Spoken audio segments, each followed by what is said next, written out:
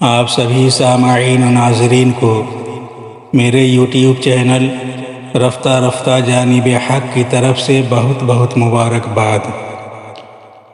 برادران ملت، جماہی کیوں آتی ہے اور کب آتی ہے؟ ایسے بہت سارے سوال ذہن میں آتے ہیں۔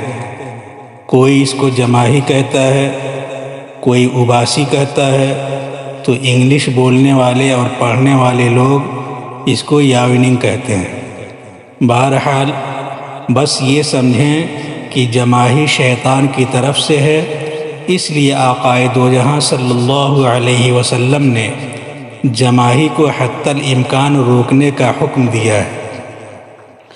اور جماہی روکنے کا ایک طریقہ اتنا خاص ہے کہ اس کے بعد فوراً جماہی رک جائے گی۔ نہ کچھ پڑھنا ہے، نہ کچھ کہنا ہے، نہ کوئی حرکت کرنی ہے، نہ اپنی مصروفیت میں خلل ڈالنا ہے، نہ اپنے کام کو روکنا ہے، صرف ایک بات سوچنا ہے۔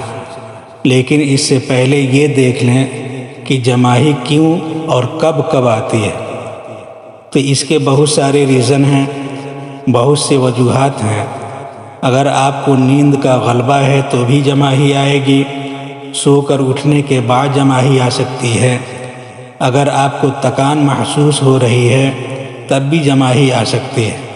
اگر آپ پڑھ رہے ہیں یا پڑھا رہے ہیں یا نماز میں مصروف ہیں تو دھیان بھٹکانے کے لیے جماہی آ سکتی ہے، اس لیے کہ یہ شیطان کی طرف سے ہے، اور شیطان ہر نیک کام میں خلل ڈالنے کی بھرپور کوشش کرتا ہے۔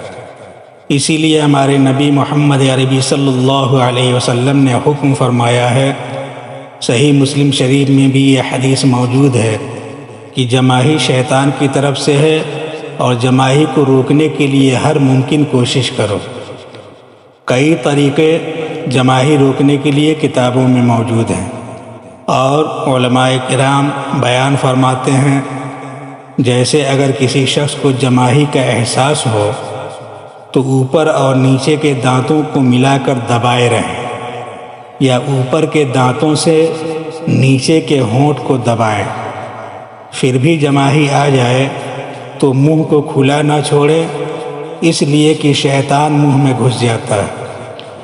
ہر کوشش کرنے کے بعد بھی جماہی آ جائے تو داہنے ہاتھ کی پشت منہ پر رکھ لے تاکہ منہ بند ہو جائے اور شیطان منہ میں نہ گھس جائے۔ یہ میرے نبی کا بتایا ہوا طریقہ ہے، ضرور عمل کریں۔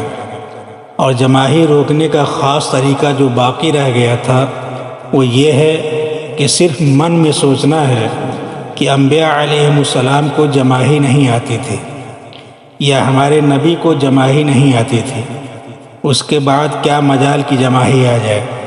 اس کو بہت سے علماء کرام آزمائے ہوئے ہیں اور اپنی اپنی کتابوں میں تحریر بھی فرمایا ہے۔